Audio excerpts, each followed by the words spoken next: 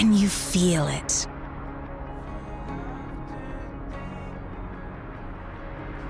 The island is in sight.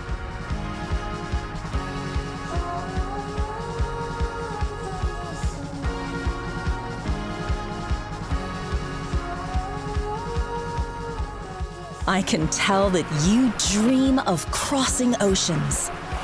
But to take great strokes, first, you have to learn to swim.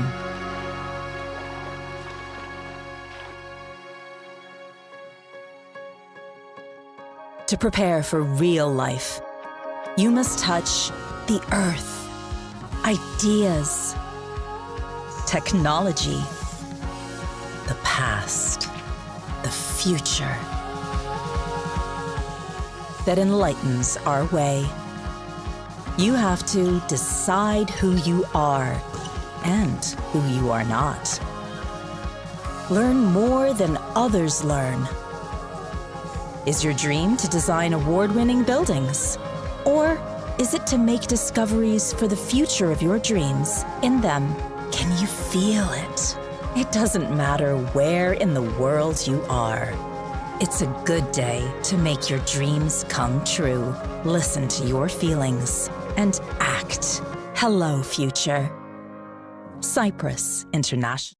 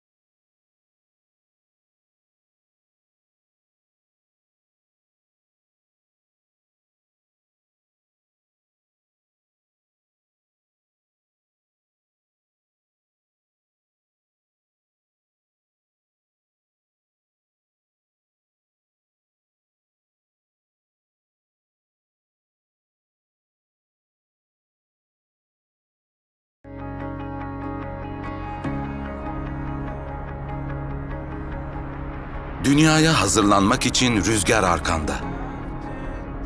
Hissediyor musun? Ada göründü.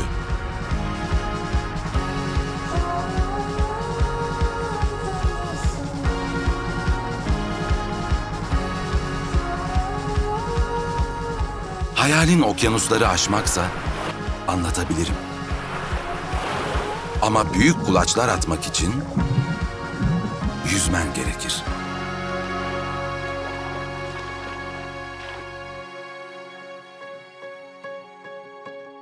Gerçek yaşama hazırlık için toprağa, fikirlere, teknolojiye, geçmişe, geleceğe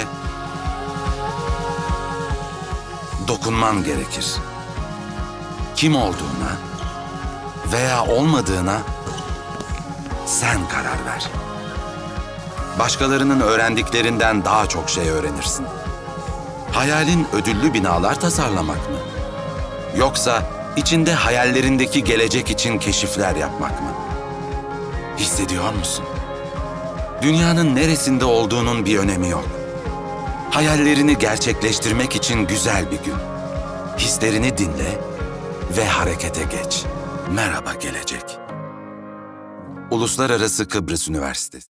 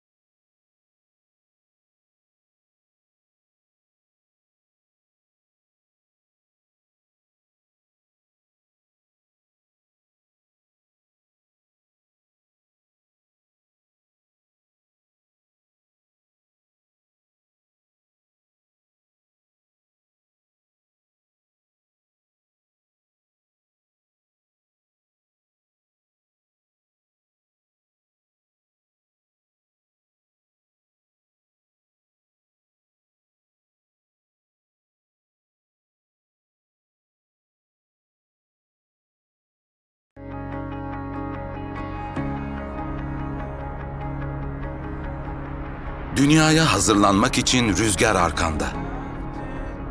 Hissediyor musun? Ada göründü.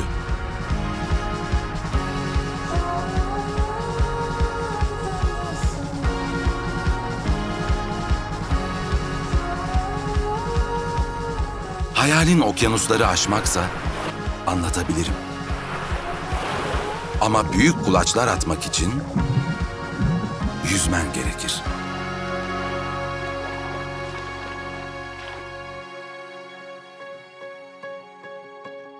Gerçek yaşama hazırlık için toprağa, fikirlere, teknolojiye, geçmişe, geleceğe dokunman gerekir. Kim olduğuna veya olmadığına sen karar ver. Başkalarının öğrendiklerinden daha çok şey öğrenirsin. Hayalin ödüllü binalar tasarlamak mı? Yoksa içinde hayallerindeki gelecek için keşifler yapmak mı? Hissediyor musun? Dünyanın neresinde olduğunun bir önemi yok. Hayallerini gerçekleştirmek için güzel bir gün. Hislerini dinle ve harekete geç. Merhaba gelecek. Uluslararası Kıbrıs Üniversitesi.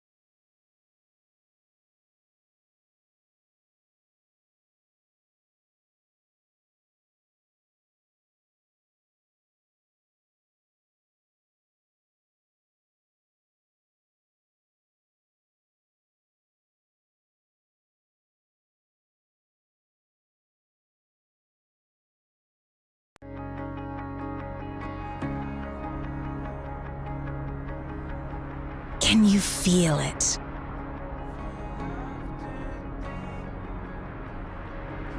The island is in sight.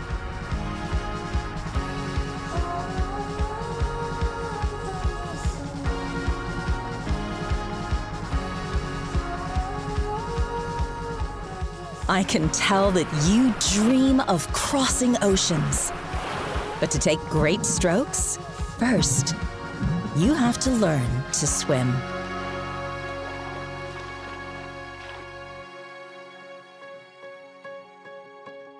To prepare for real life, you must touch the earth, ideas, technology, the past, the future that enlightens our way. You have to decide who you are and who you are not. Learn more than others learn. Is your dream to design award-winning buildings? Or is it to make discoveries for the future of your dreams? In them, can you feel it? It doesn't matter where in the world you are. It's a good day to make your dreams come true. Listen to your feelings and act. Hello, future. Cyprus International University.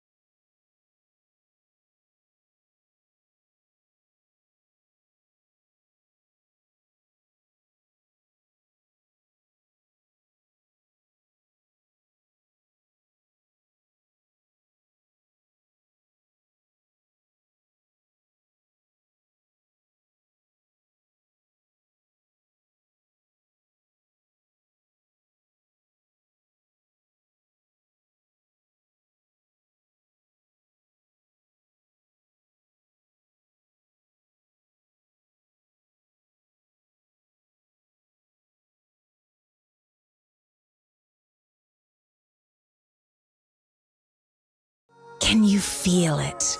It's a good day to make your dreams come true.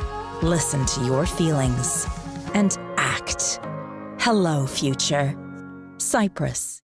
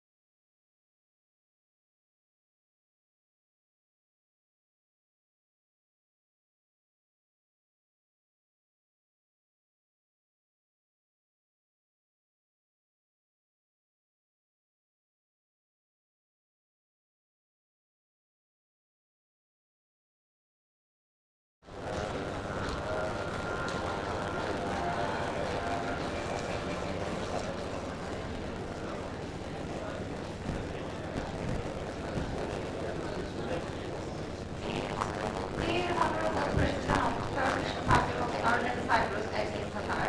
Esteemed Rector of University, Professor Dr. Halil Nadiri. Dear Vice Rectors, Dean of our faculty, Professor Dr. Cemil Atakara. Our keynote speaker is Professor Dr. and Associate Professor Dr. And all participants, students, and scholars, we warmly welcome you to the first International Conference on Design and Architecture.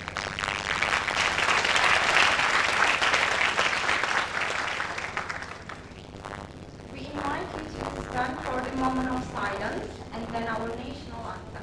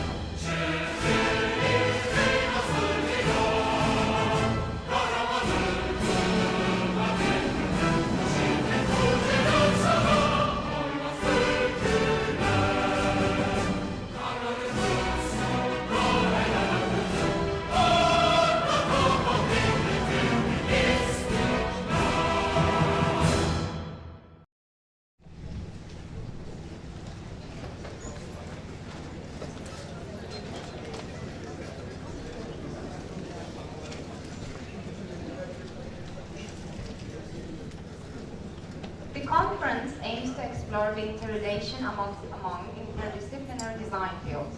The scientific quality of the conference is provided by the International Advisory Board and the variety of topics to be discussed.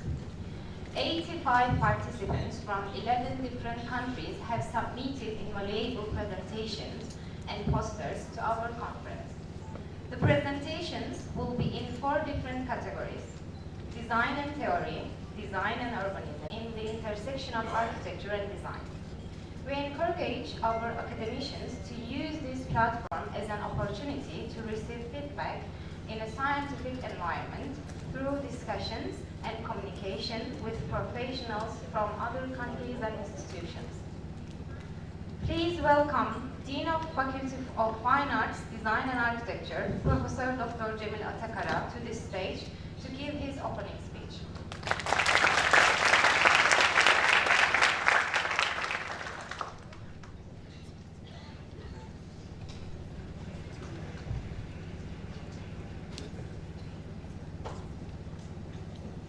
Honorable President,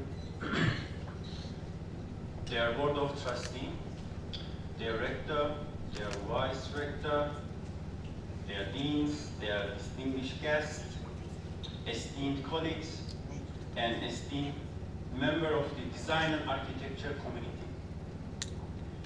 It is my great pleasure to welcome you all to the International Conference on Design and Architecture 2023. This conference promises to be a unique and valuable experience for all those in attendance, as it brings together leading experts, scholars, practitioners, and enthusiasts from around the world to exchange knowledge, ideas, and best practices in design and architecture.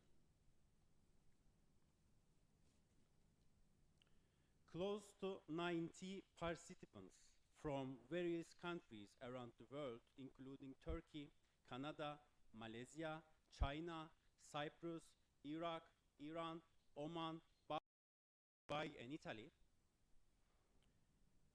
have applied to attend the conference. This diverse group of participants represents a wide range of cultural backgrounds and perspectives, which promises to enrich the discussion and exchange of ideas at the event.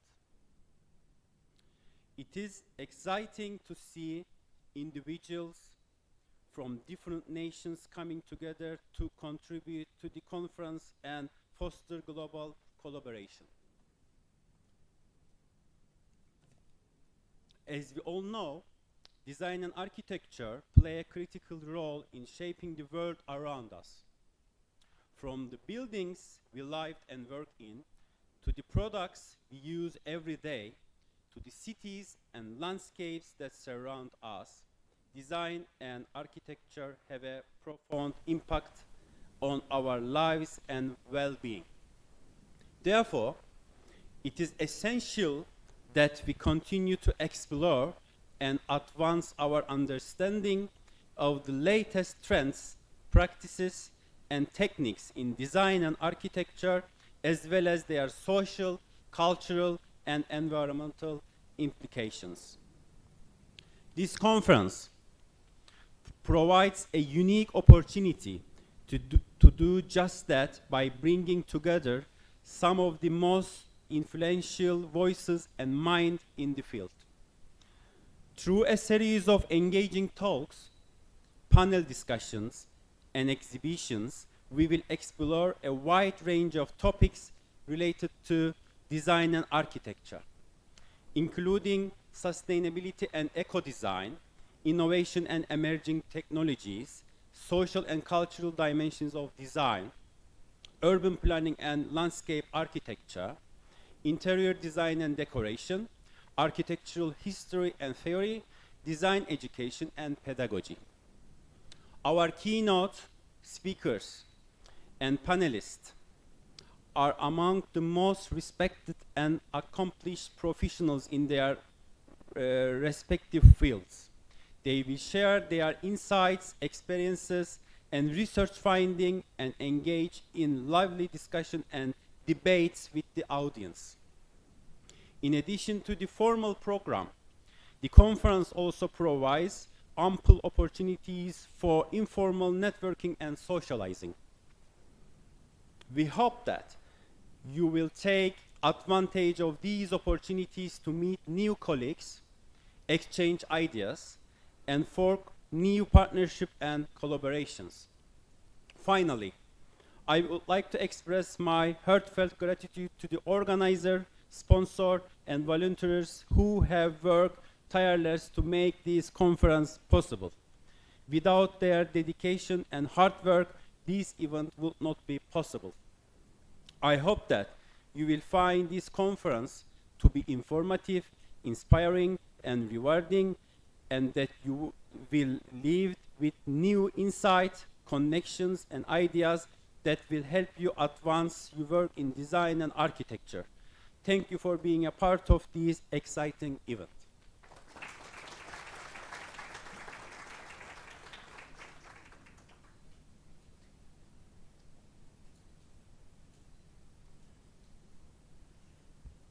Thank you to our Dean of Faculty, Professor Dr. Cemil Atakara. Now we would like to welcome our esteemed Rector, Professor Dr. Halil Nadiri, to the stage to give his opening speech.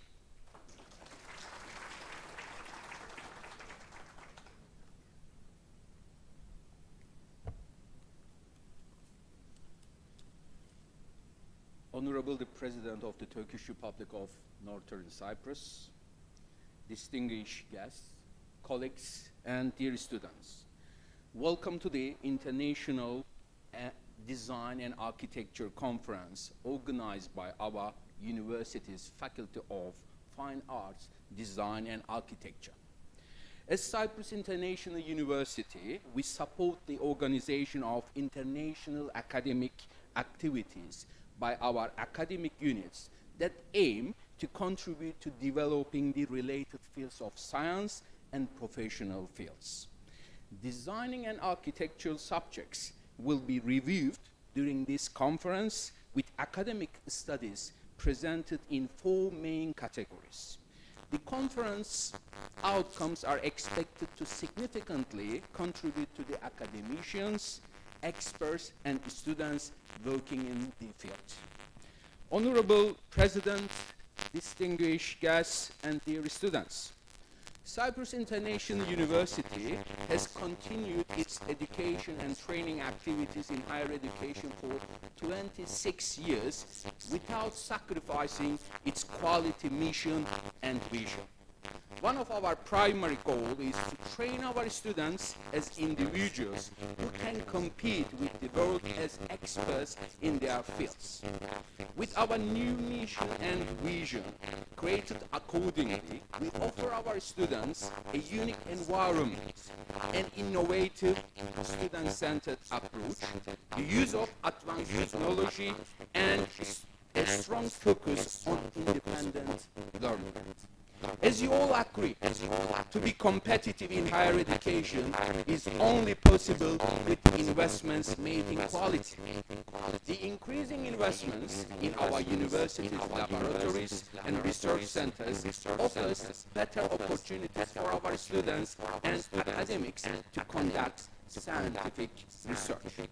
In recent years, the research outputs and applications of the CIU have increased. Their impact can be seen from the increasing number of publications and citations in international scientific index journals.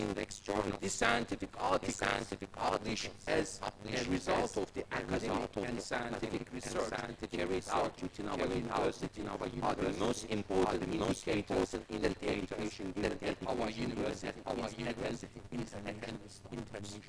In 2022, the number of publications in scientific journals cited in the most respected indexes increased by 60% compared to those published in the previous year.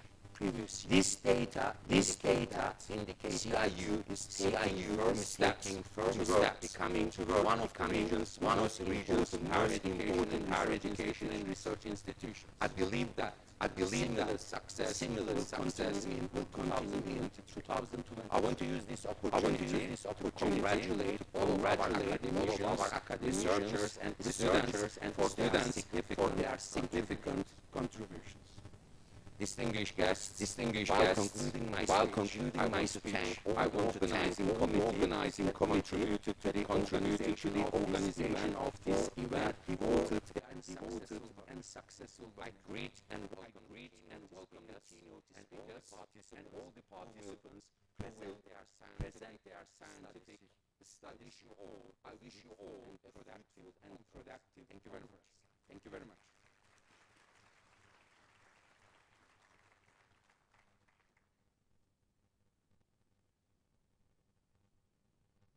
Thank you, Tatar. Thank you, Tatar. Our Rector Halil Nadiri for his speech. And now, our Honorable President of the Turkish Republic of Northern Cyprus, Ersin, to welcome you to the stage for your...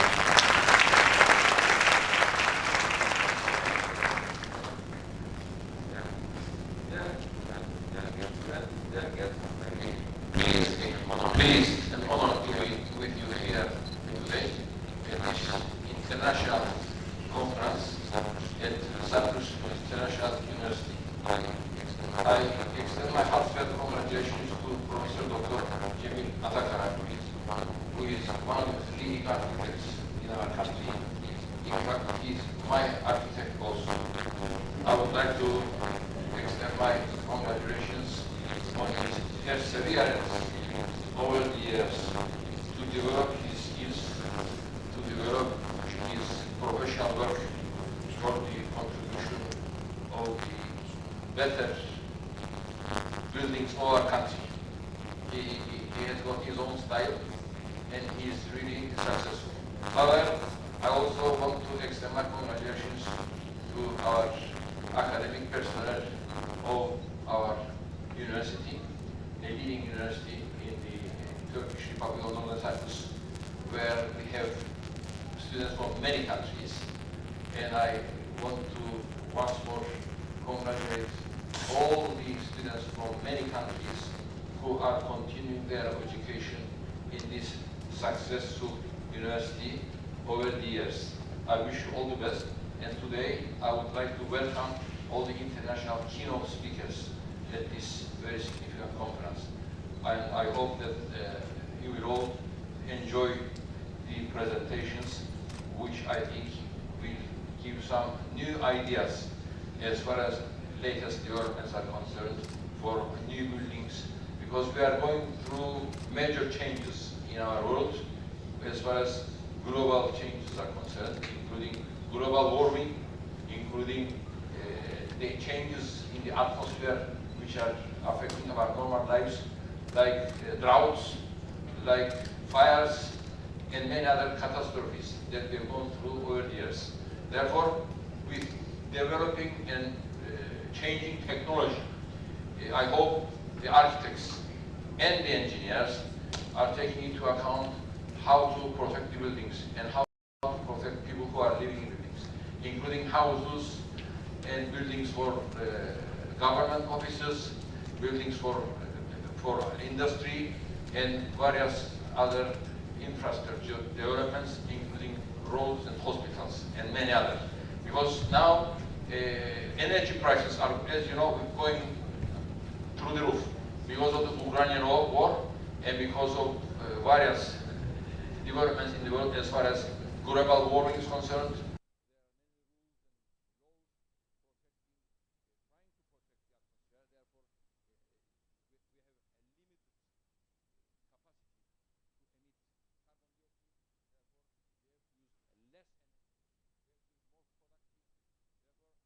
Buildings should be more insulating, should be more preserving, and technology is changing very fast so that we can use solar energy and many other dimensions to the buildings to accommodate all these technological changes.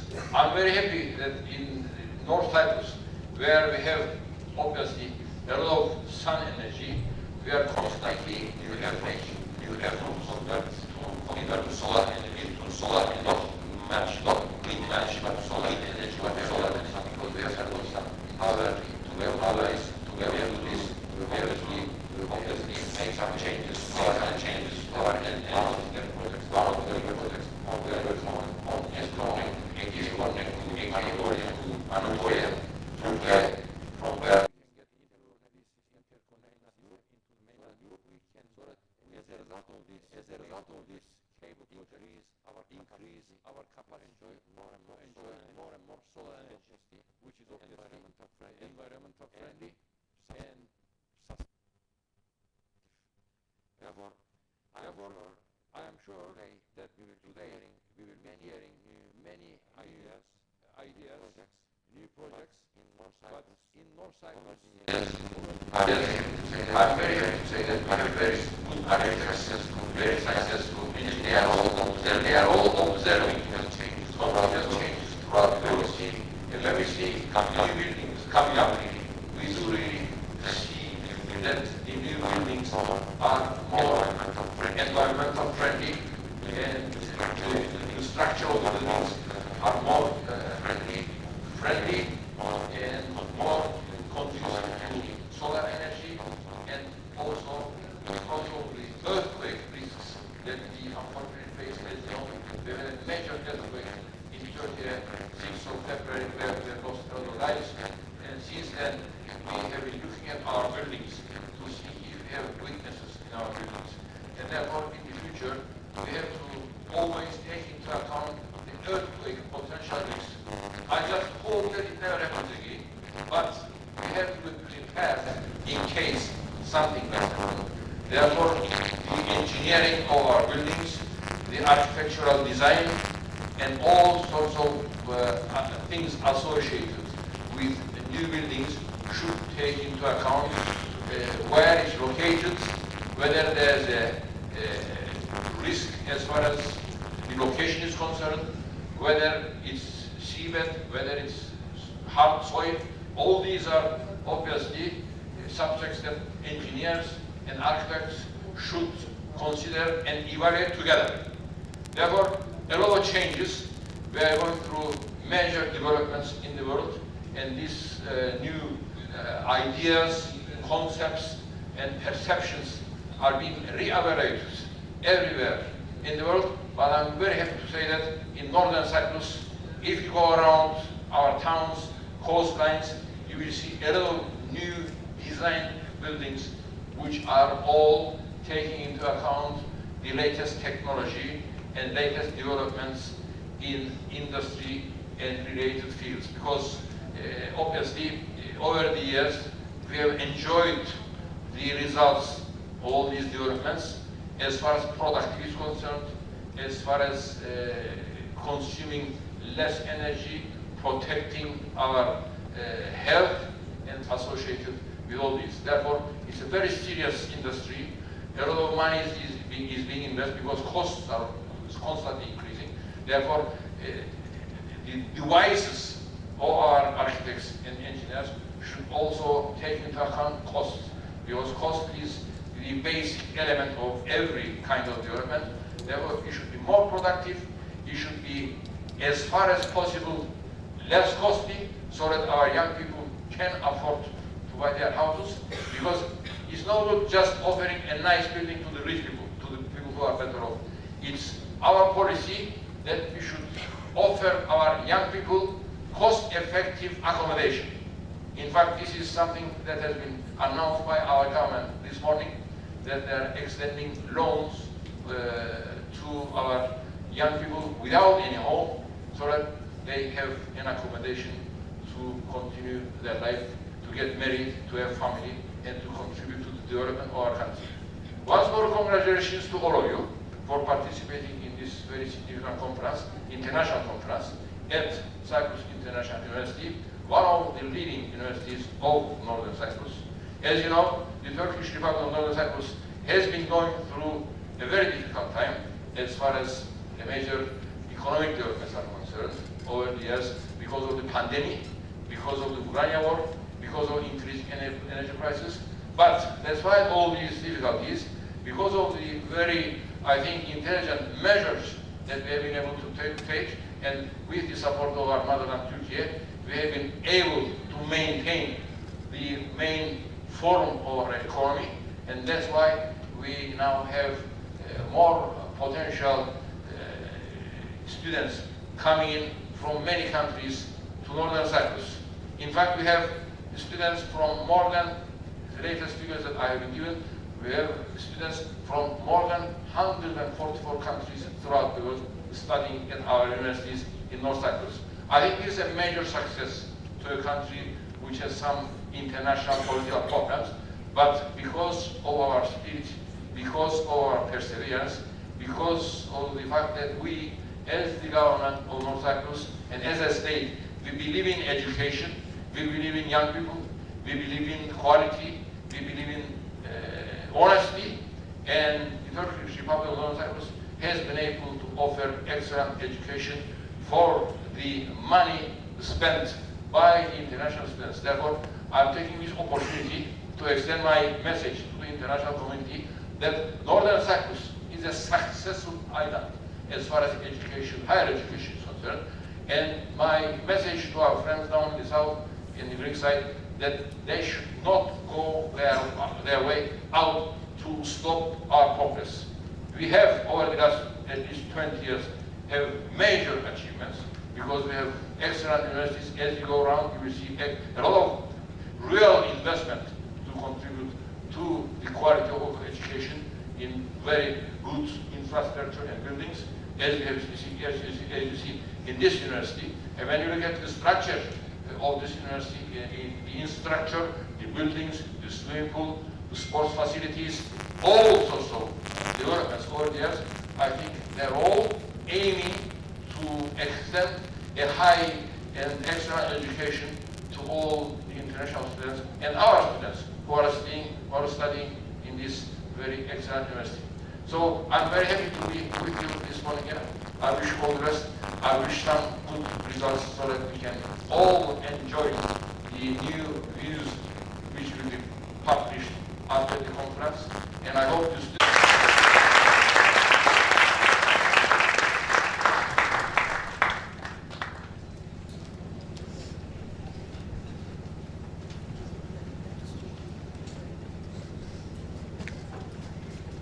Thank you for your speech, Mr. President.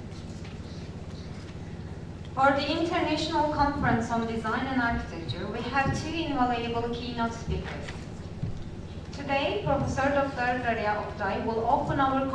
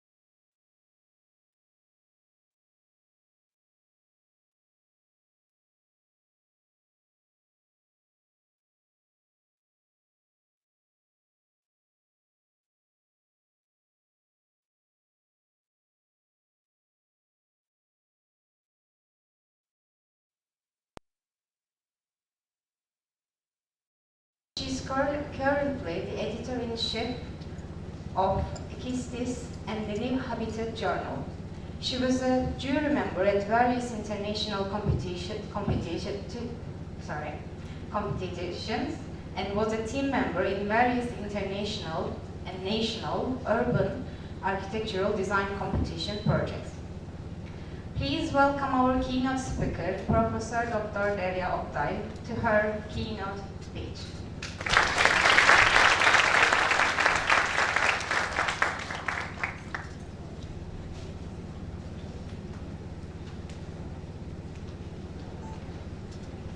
Thank you very much. Honorable President, esteemed President of the University, dear valuable guests and colleagues and students.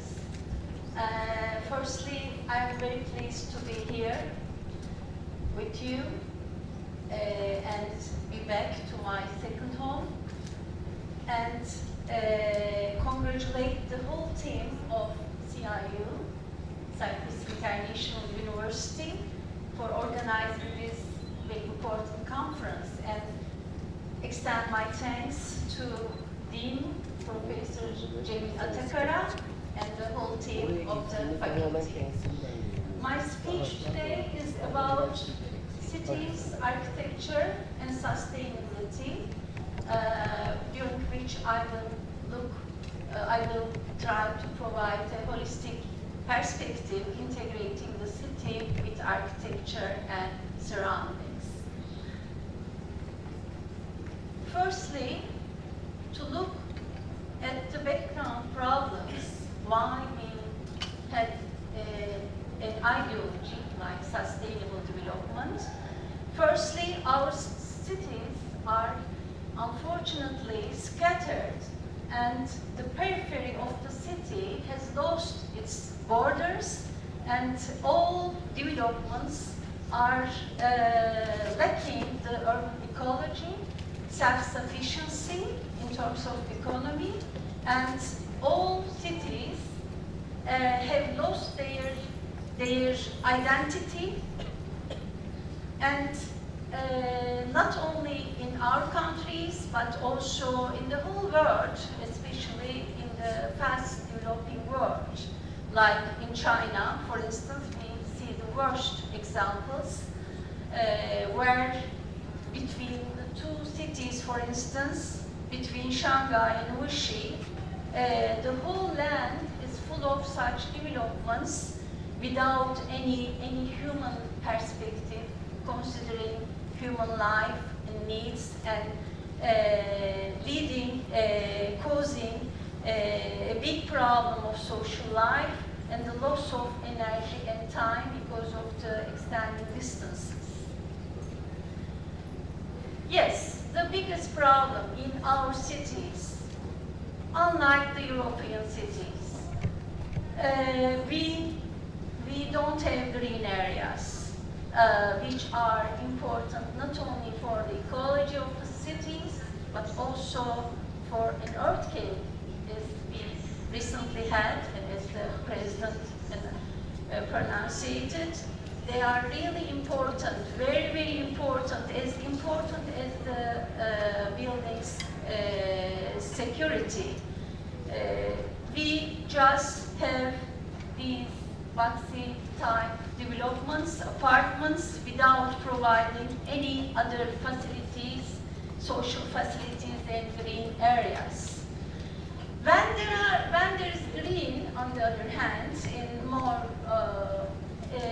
in better examples, this time these spaces are just like leftover spaces, and they don't serve social purposes for people, and they are just green spaces without bringing people together, and they are just lacking urban design principles like these towers without any enclosure and any defined public spaces, urban spaces for people's outdoor space use.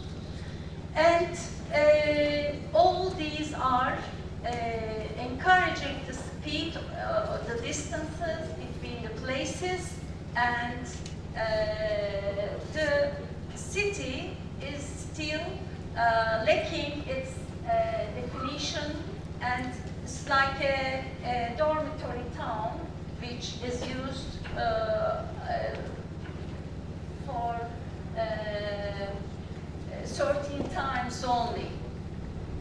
On the other hand, most urban and suburban development during the past 50 years has been relatively generic, with little sense of place, history, social cultural distinctiveness, which all cause lack of identity. Identity, even in a country like Mexico, for instance, while you still observe the traditional values, even on the street, the globalization, the effects of the globalization still dominate these cities like this here, the big international companies or banks, buildings could be built just next to their historic symbol in their main square. We have different identities in one city, like here in Istanbul. Yet luckily we still have some more human scale areas with more greenery, with identical, observable topographic qualities, landscape qualities. But on the other hand, the city is growing in a very unhumanistic manner. And all these globalization effects are a threat to the cities. Even the small cities like Samsun, where I spent my 7 years, actually at the beginning of these 7 years, we didn't have such towers on these green hills, which were the distinctive features of the city, which helped create the identity. But in just 7 years, I observed that it became like Istanbul with those unbalanced developments, unfortunately. Yes, like Shanghai, a very, very deep history, very rich history, now are perceived together with the gigantic buildings, towers, in a very contrasting way. So, which is the main identity of the city? In the future, even these historic features exist, their effect will be less and less. This is really sad.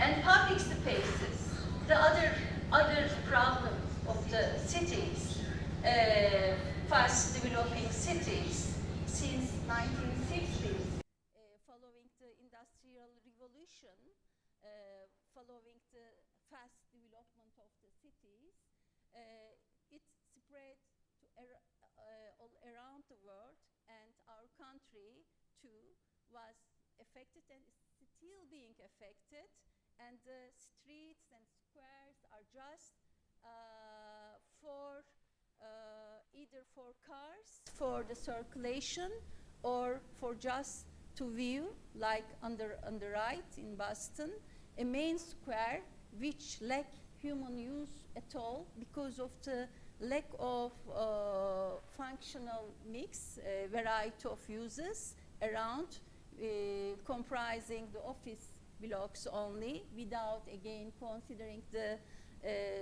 people's needs and expectations, and because of the strict zonings which prioritize the official, the business world, not people. As I highlighted in my book, following my research at Berkeley in 2000,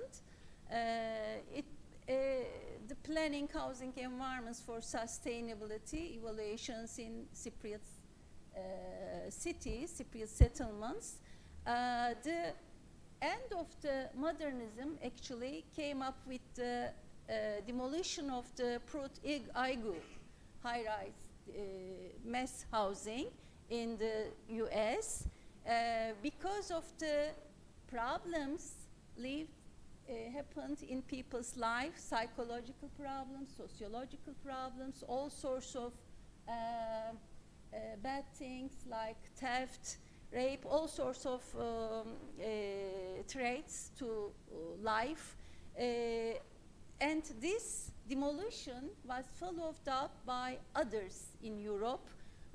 So since then, the Western world, the Western academia has realized that there is something wrong with the present development systems, and they try to establish new theories to develop the cities. But unfortunately, although they gave up their habits, these dangerous habits, we still, not me, but the professionals, most of the professionals in our countries or developing countries still follow their habits they left some years ago.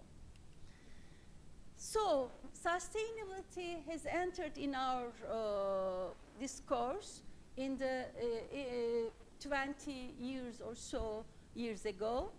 And sustainability actually is a three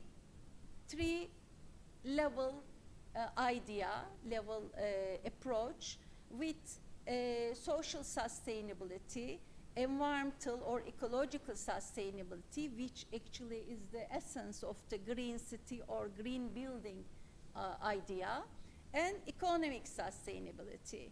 That means the sustaining the existing values, but the good values, the unique values to the future for the use of the future generations by considering all local values and distinctive features, like our ancestors, like architecture without architects.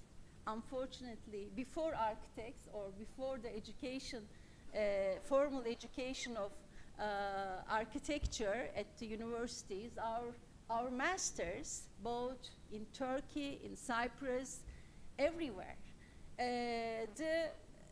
how the cities were developed on the basis of sustainability, although the term sustainability wasn't pronunciated.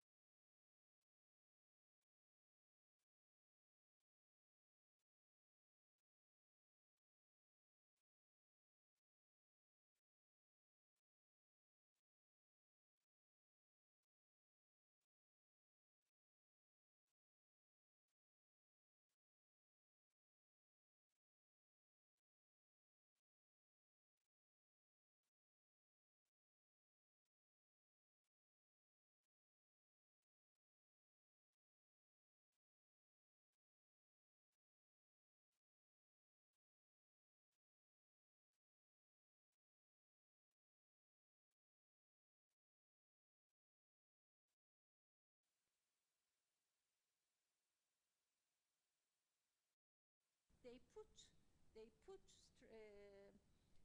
pressure on the municipality, and finally they succeeded to redevelop the area with just greenizing this line with a pedestrian connection between two important parts,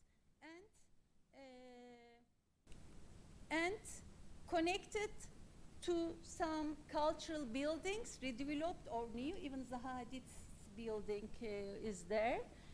Now a very popular area, and with natural, organic landscape, and keeping some traces of the old rail is also visible in some parts.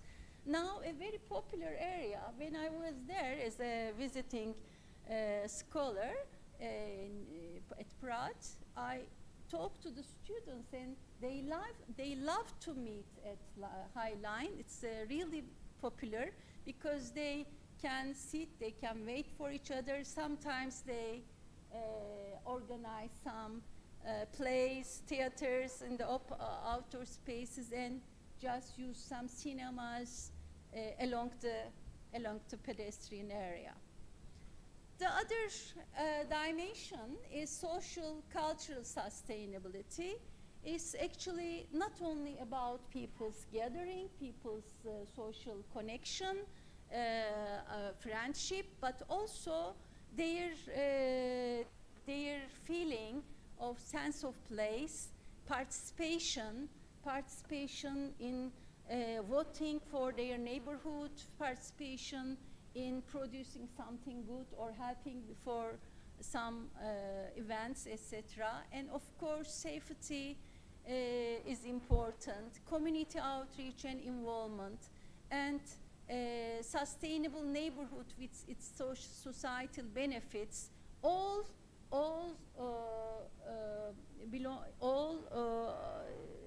important for the social cultural sustainability, for their surviving as really civilized people, civilized residents in good connection. Economic sustainability is another thing we should take into consideration. Actually, without economy, of course, nothing things can be created but cannot be continuous, cannot be permanent.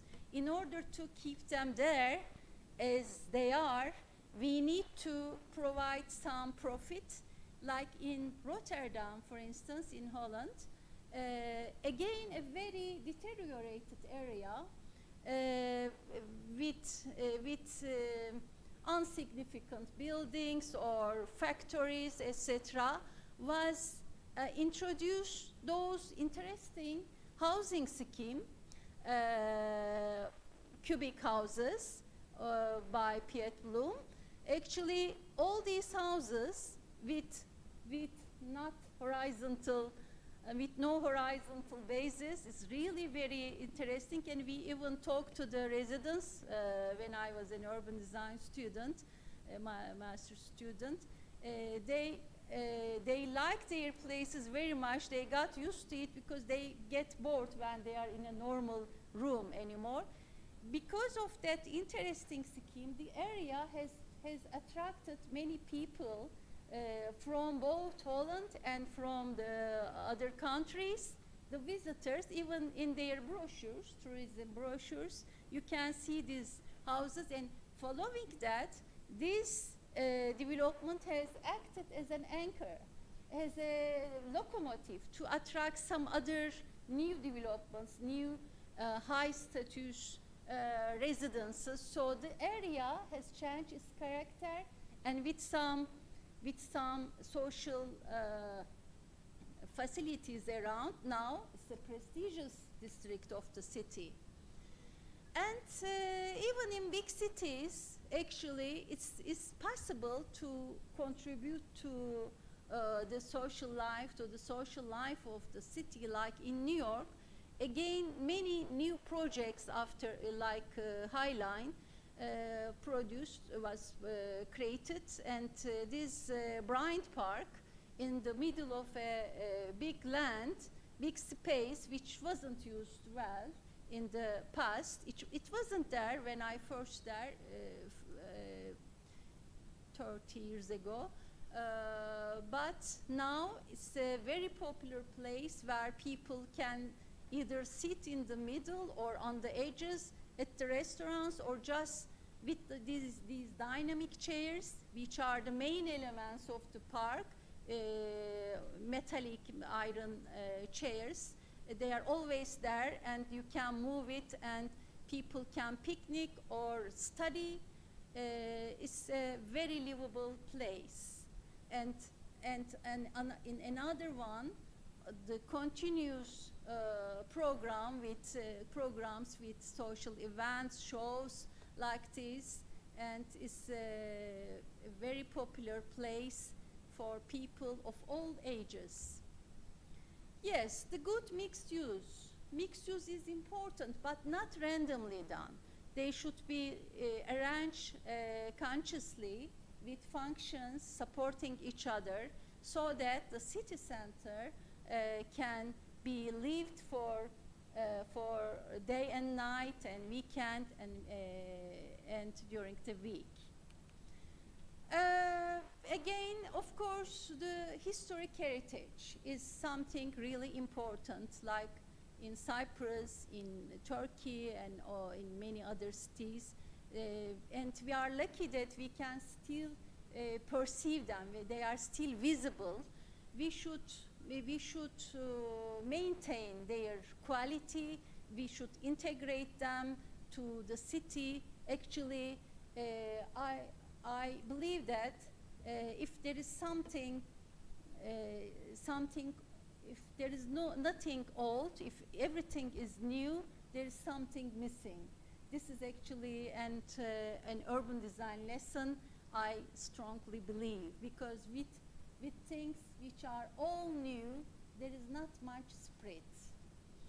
Maintaining the authentic character true to its identities and keeping the local spirit without giving way to pastiche, artificial facade decorations. This is the other thing we should be careful when preserving them, when conserving them. We shouldn't try to create some copies of the particular buildings or some city elements. So gentrification keeps local people away. And the need for genuine green architecture, I call genuine, I mean real, not for showy or for the color green in palette. This shouldn't be the basis of the green architecture or sustainable architecture.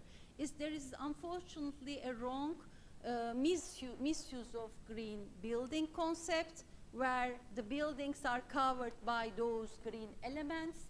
Actually, the building is, on the other hand, is lacking many renewable energy systems.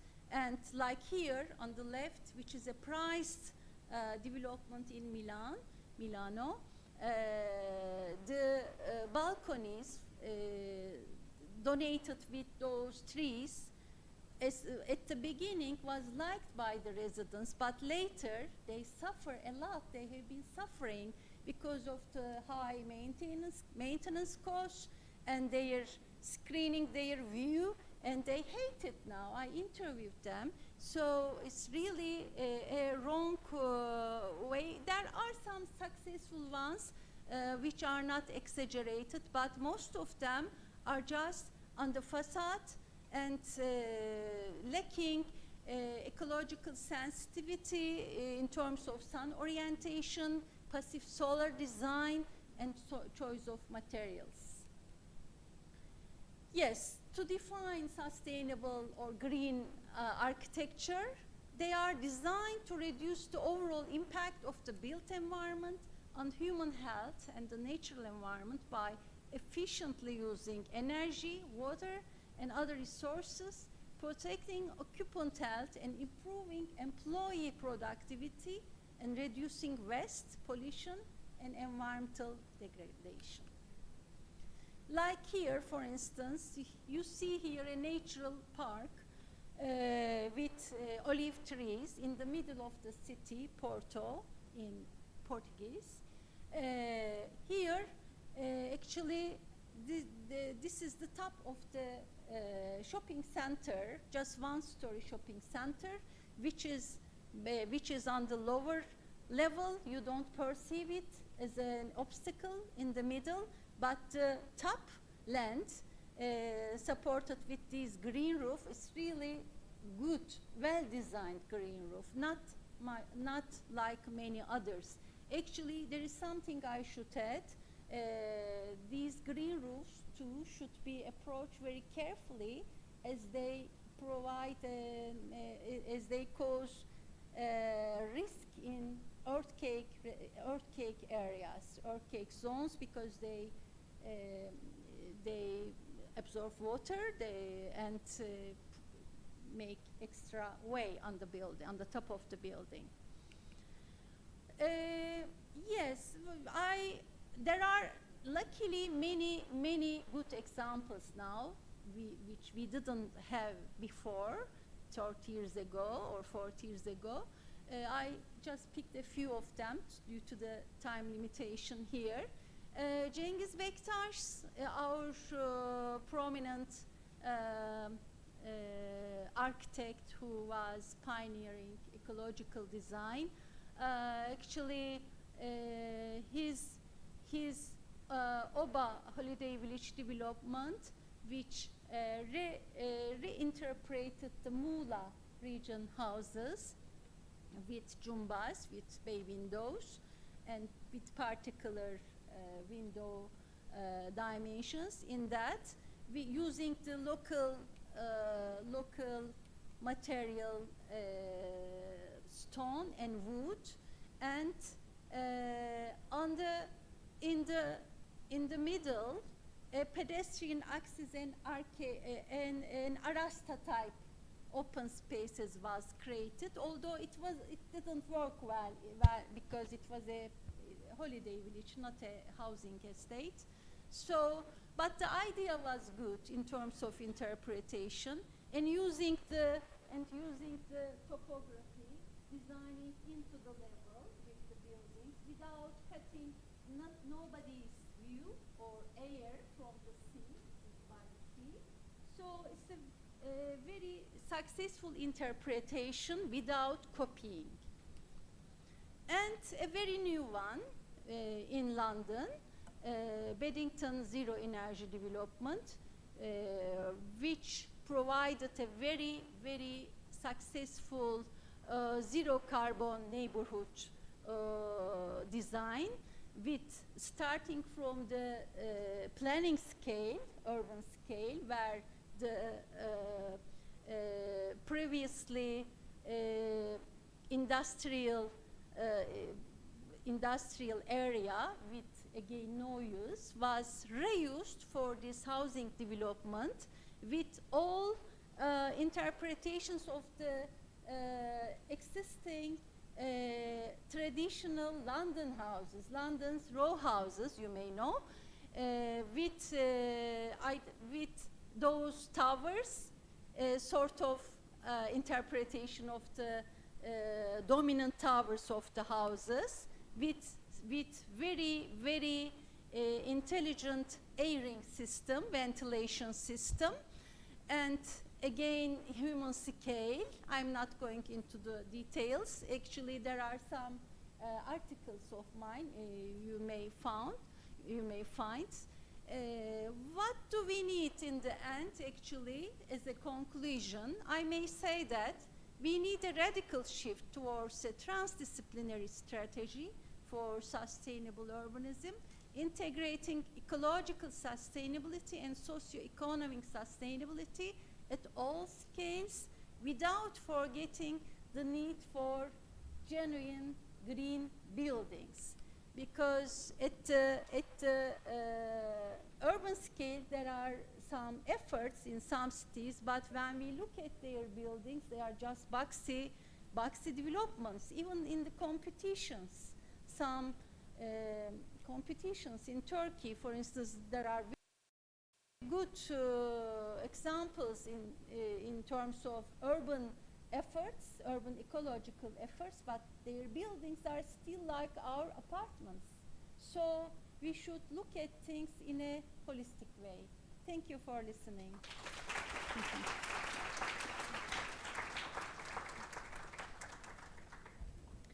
We thank Professor Dr. Derya Oktay for her opening speech and invite our Honorable President of Turkish Republic of Northern Cyprus, Ersin Tatar, to this stage to give her plaque to Professor Dr. Derya Oktay.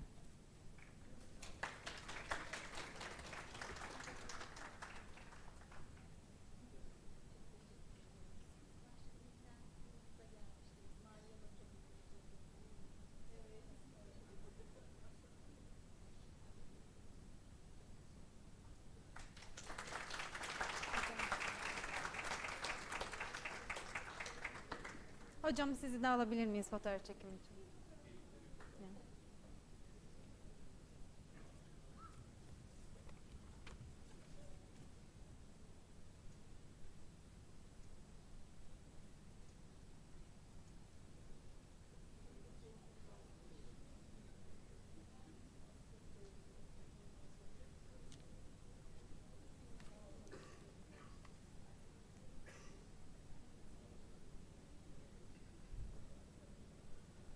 Now we are inviting you to the coffee break in the courtyard in GE building.